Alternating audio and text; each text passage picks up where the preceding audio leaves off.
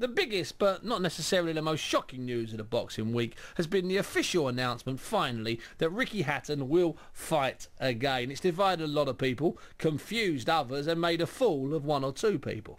Ricky last entered the ring when he was beaten by the world's finest fighter, Manny Pacquiao, on May the 2nd last year at the MGM in Las Vegas. I'll never forget that night, I can assure you. Now, too many people are looking back at that fight and trying to convince themselves that it was a mismatch and that the end was predictable. Well, it was not a mismatch. And I only met one person who told me that Manny would win inside 3 rounds. That's one person before the fight. Afterwards, everyone I met said, oh, no, it was a mismatch. I knew he'd win in 2 rounds. And what I did in Vegas, I said, show me your betting slip. And, of course, no one could. Anyway, a few hours ago, I grabbed hold of Big Ricky, as he is now. He won't be so big when he comes back in June. And he told me that it was a very tough decision. Until maybe about 6 weeks ago, maybe, I definitely was still going to stay retired.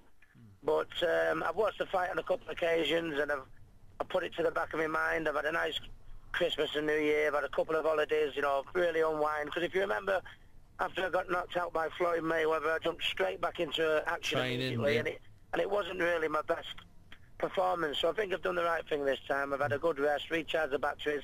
I've put that fight right to the back of my mind. And I think the main reason is, and a lot of people it's nice for people are concerned about you. You don't need to fight again, Ricky. We don't want to see you get hurt again. It's nice to hear how well and highly thought of I am. But, that's generally people, really, that just saw the 2 rounds on the TV and all of a sudden come to the conclusion that I'm past it. But they didn't see what happened in the training camp beforehand. I peaked too soon. And me and Lee Beard pleaded with Floyd Mayweather that, I'd peaked and I needed to rest and take my foot off the gas. And he wasn't of the opinion. And he put me flat. I think he trained me into the ground a little bit, really. Yeah. When I go into the ring, I was like a shell of my former self. And... because, how can you be past it when you're like, just a few months earlier, I put one of my best... Against Malignaggi. Against Malignaggi. What happened in the next... Did all of a sudden in the next 4 months, did it become past it? I don't think so. I think anyone who was in the training camp knew the reasons for it. And that is the ultimately main reason of why I'm deciding to give it another go.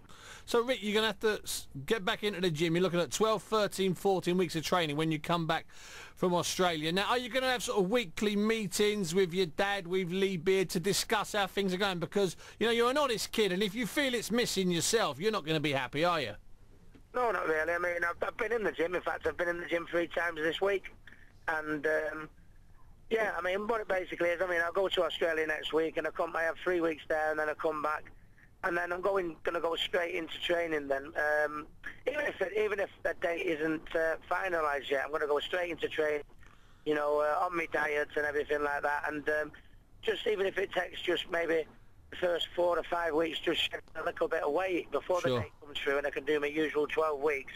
Well, I don't think when I come back from Australia, I'm not going to go near the boxing gym. I'm going to get on the treadmills and the steppers, all the cardio work, and just basically, because I'm carrying a little bit more weight than I would normally do, and I don't want to get off the same amount of weight in my usual 12-week training camp period. I want to spend about 4 to 5 weeks just shedding weight, so I'm near my normal weight that I would normally be when I do start my 12-week training camp, really. And so once I come back from Australia, it's straight on the diet, straight back to it, and that's even if I don't have a date, just start shedding weight, so that when I do, when it gets to that 12-week stage, that training stage that I always do of 12 weeks, I'm halfway there, if you get me meaning. Once you decided, whenever you decided, and sometime in the last 6 weeks, that you were getting back in the ring, are you excited now about getting back, whether it's going to be, let's say it's City and Manchester Stadium, 60,000, or Las Vegas, or York Hall? Are you excited to be getting back now? I'm very excited because obviously the only way I said I would make a comeback is if, the real hunger was there. And the hunger is there is like, it's due to the critics saying I'm past it and this and that. And anyone who was in the training camp knows that, that first 9 weeks of my training camp for the Manny Pacquiao fight, I was in the best form I have ever been in. And then consequently, the next 3 weeks when we peaked too soon, when we should have took our foot off the gas, I wasn't able to do, and that, I can't argue with the result, but what led to the result was that 3 weeks before the fight when really I'd peaked, and instead of taking it easy, I wasn't allowed to. But now I have decided to make a comeback. I want to come back with a vengeance. I want to ram it down a lot of people's throats who have you know, that have said that I'm past it. And it'd be nice to go into a fight for a change without thinking, because normally I've gone into fights, well, if I win this fight, then I can fight Mayweather, or if I win this fight, I'm fighting Pacquiao.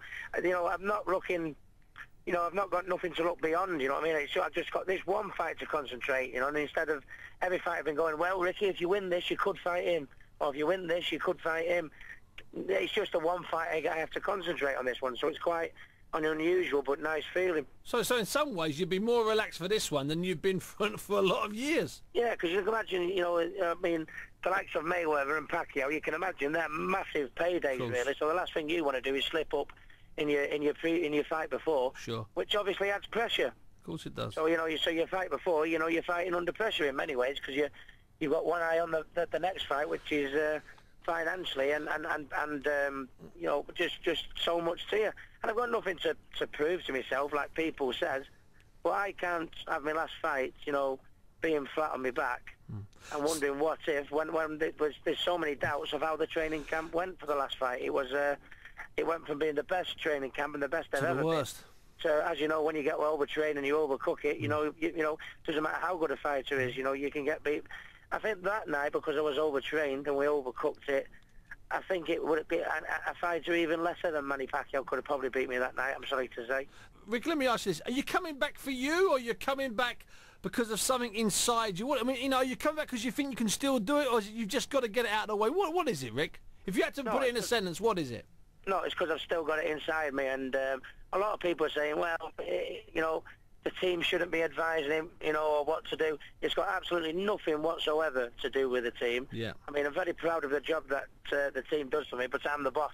Yeah, I know. I know that. I say, and nobody knows, you know, nobody knows boxing out of all of the team. Nobody knows boxing more than me, and nobody knows your own body more than me. And anybody who was around me in that last training camp for the Manny Pacquiao fight, they'll know that the last 3 weeks, you know, when I peaked, I should have been resting, and I wasn't allowed to do so. So consequently, a shell of Ricky Hatton ended up, not the Ricky Hatton that I know. And bearing in mind that's at the back of my mind. That's what's making me make this comeback. And I know people say he shouldn't have to, you know, he's past it and stuff like that.